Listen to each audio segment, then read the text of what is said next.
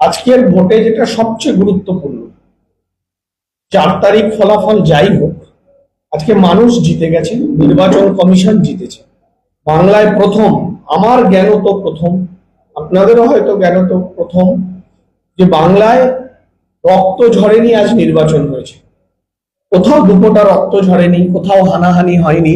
মানুষ নির্বিঘ্নে, নিশ্চিন্তে, ভয়হীন ভাবে ভোট দিয়েছে ভোটের লাইনে। এটাই তো গণতন্ত্রের জয়। এবং ধন্যবাদ নির্বাচন কমিশনকে যে তারা আমাদের এই জয়, এই হানাহানি মুক্ত ভোট উপহার দিতে পেরেছে। আমরা বাংলার মানুষ এই ভোটটা চাই। দেখুন, রাজনীতিতে জয় পরাজয় আছে, একটা দল জিতবে, একটা দল হারবে।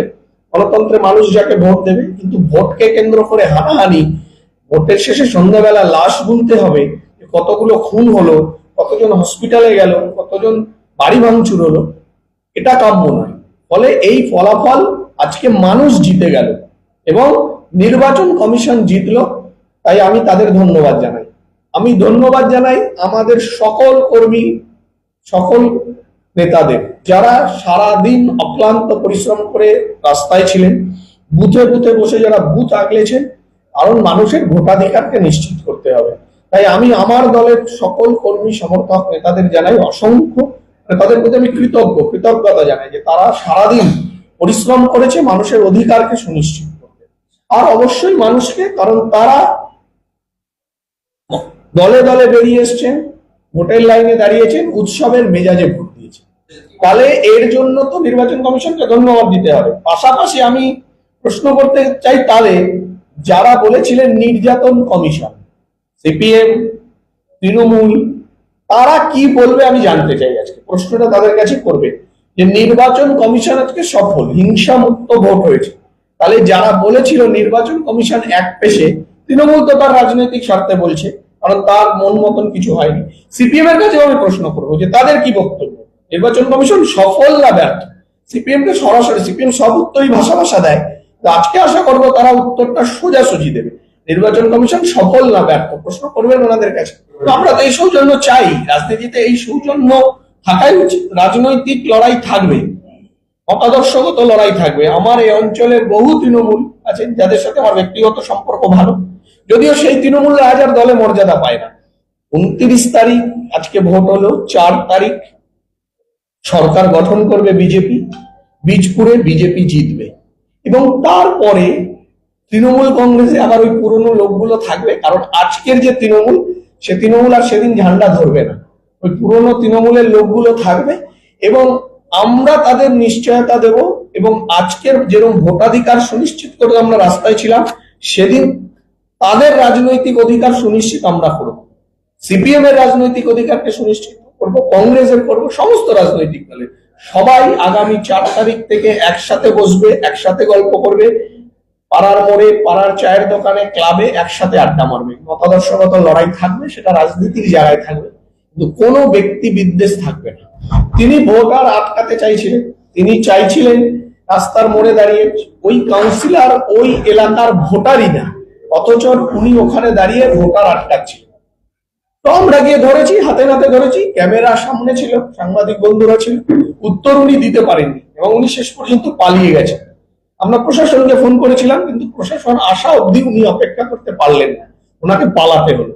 এটাও আজকে আমাদের সাফল্য যে আমরা কর্মী সমর্থকদের নিয়ে এই ধরনের লোককে আটকাতে পেরেছি। একজন ভুয়ো ভোটারকে ধরেছি, অন্য এলাকার ভোটার, কল্যাণকরের ডাকে এখানে ভোট দিতে এসেছিল, গুন্ডাগিরি করতে এসেছিল, তাদের হাতে নাতে ধরে আমরা প্রশাসনের হাতে তুলে দিয়েছি।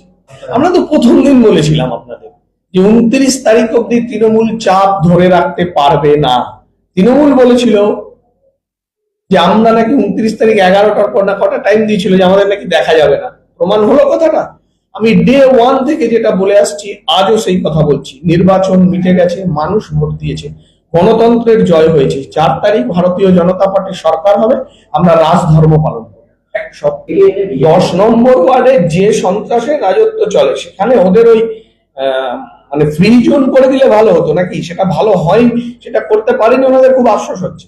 10 নম্বর ওয়ার্ডে যে অত্যাচার মানুষের উপর চালায়, ভোট দিতে দেবে না। এমনকি প্রচারে গেছি সেদিন, দরজা বন্ধ করিয়ে রেখেছে মানুষকে দিয়ে, বাইরে থেকে তালা মারা, ঘরের পর ঘর। আজকে যেভাবে ভোট চেয়েছিল, লুট করবে, মানুষকে আটকে দেবে, বুথ দখল করবে, সেটা পারেনি। তাই তাদের অনেক কিছু মনে হচ্ছে। বিজেপি করানোর কিছু নেই, বিজেপি চেয়েছে শুধু ভোট ভালো হোক। এটা আশা করি সব রাজনৈতিক দলের এটাই চাওয়া উচিত। একদম মানুষ আজকে ম্যান অফ দ্য ম্যাচ, দলে দলে বেরিয়েছে, ভোট দিয়েছে। কোনো পিছনে জানি না, আমরা মানুষের কাছে গেছি, মানুষের কাছে ভোট চেয়েছি। আমরা আবেদন করেছি যে শিক্ষা, স্বাস্থ্য, কর্মসংস্থানের প্রশ্নে ভোট দিন। শান্ত বীজপুর, মনের মতন বীজপুর করতে, স্বাধীন বীজপুর করতে আমাদের ভোট দিন। আর আমরা আহ্বান করেছি এবং আজকে আমাদের দায়িত্ব ছিল যে মানুষের ভোটাধিকারটাকে নিশ্চিত করা। আমরা বলেছিলাম যে আমরা রাস্তার অলিতে গলিতে সব জায়গায় থাকবো, থেকেছি। তৃণমূল প্রার্থী কি করেছে সেটা সম্পূর্ণ ওনার ব্যাপার, আমার এ নিয়ে কিছু বলার নেই। আমরা আমাদের দায়িত্ব পালন করি। গ্রেপ্তার হলো এ নিয়ে আমার কোনো বক্তব্য নেই। প্রশাসন যাদের মনে করেছে গ্রেপ্তার করা দরকার তাদের করেছে। আমরা বারবার যেটা বলেছিলাম ডে ওয়ান থেকে, যে কোনো গুন্ডা থাকবে না, গুন্ডা থাকেনি, আপনারা প্রমাণ পেয়েছেন। প্রথম দিন থেকে তো ডে ওয়ান থেকে একটা কথা বলুন যেটা বলেছি আর সেটা করি, একটা কথা বলুন। আমি প্রথম দিন থেকে বলেছিলাম রাত বিরেত, সকাল দুপুর রাত্রি, বীজপুরের প্রতিটা অলিতে গলিতে মানুষ আমায় পাবে তার বিপদে। আজকে পেয়েছি, আমরা ছুটে বেরিয়েছি। না হলেও হতো, অবাধ ভোট হচ্ছিল, কিন্তু আমরা ঘুরেছি মানুষ যাতে কোথাও মানুষের না মনে হয় আমরা নেই। আবার যে কথাগুলো বলেছি তা আজকে মেলালেন, তার কিছুটা দেখলেন যে হ্যাঁ ঠিক, আর বাকিটা 4 তারিখে দেখে নেবেন। রাজধর্ম পালন হবে, প্রতিটা মানুষ সুরক্ষিত থাকবে, কোনো মায়ের কোল খালি হবে না, কারুর ঘর জ্বলবে না, কেউ মিথ্যা মামলায় জেলে যাবে না। হ্যাঁ, কিন্তু অবশ্যই সৈকত ভাওয়ালের খুনিদের বিচার হবে এবং যারা এই সময়ের ওপর বিজেপি কর্মীদের ওপর অত্যাচার করেছে আইন মেনে তাদের সমস্ত ফাইল ওপেন হবে এবং আইনে যা শাস্তি হয় তা হবে। সরকার বদলে গেছে, তৃণমূল সরকার বদলে গেছে, শুধু অফিসিয়াল ঘোষণাটা বাকি। বিজেপি সরকার করছে, বিজেপি সরকার করবে, এটা মানুষের সরকার হবে এবং আমরা দায়িত্ব নিয়ে এটা বলেছি সেই কাজগুলো করবো। এখন আমাদের কাছে, আমার কাছে লড়াইটা আরো কঠিন হলো, লড়াইটা কঠিন হলো, এখন অনেক দায়িত্ব কাঁধে বর্তাবে। কারণ সত্যি বীজপুরকে ভালো রাখতে হবে। প্রথম বীজপুরের স্বাধীনতা ফিরিয়ে দিতে হবে, বাক স্বাধীনতা ফিরিয়ে দিতে হবে। মানুষ মানুষের কথা বলবে, কেউ আমার বিরোধী কথা বলতে পারে, বলবে, কোনো অসুবিধা নেই। এই স্বাধীনতাটা ফিরিয়ে দেবো মানুষ।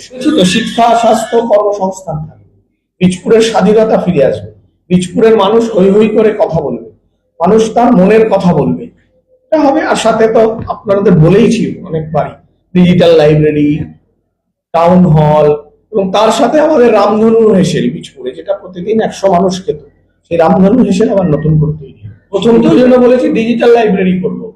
শুধু মেলা করলে হবে না, মেলা খেলা করলে হবে না, ওটা একদিনে। কাউকে তার ভিতটাকে মজবুত করে দিতে হবে। একটা ছাত্রছাত্রী কম্পিটিটিভ এক্সামের জন্য পড়াশোনা করবে, সে পড়ে তার ভিত মজবুত হবে, চাকরি সে নিজে করে নেবে, কারণ সরকার তার চাকরির ব্যবস্থা করবে। আমি একদিন মেলা করলাম, একদিন সেবাশ্রয় করলাম, ওটা মানুষের সাধারণ সবাই আশাবাদী। আমার তো মনে হয় সাংবাদিক বন্ধুরাও আশাবাদী যে হিটলার শাসন যাবে। তাহলে 4 তারিখে কি বীজপুর জুড়ে গেরুয়া আবির খেলা হবে, সকলকে নিয়ে মিষ্টি বিতরণ হবে এবং প্রত্যেকের রাজনৈতিক অধিকার, তৃণমূল কর্মীদের, সিপিএম কর্মীদের, কংগ্রেস কর্মীদের প্রত্যেকের রাজনৈতিক অধিকার সুনিশ্চিত থাকবে। তারা পার্টি অফিস খুলে বসবে যদি তারা বসতে চায়। সিপিএম হয়তো বসবে, তৃণমূলের পুরনো লোকগুলো বসবে, আজকে তৃণমূল থাকবে না, কিন্তু চাইলে থাকতে পারে। আমরা সেই অধিকারকে নিশ্চিত করবো।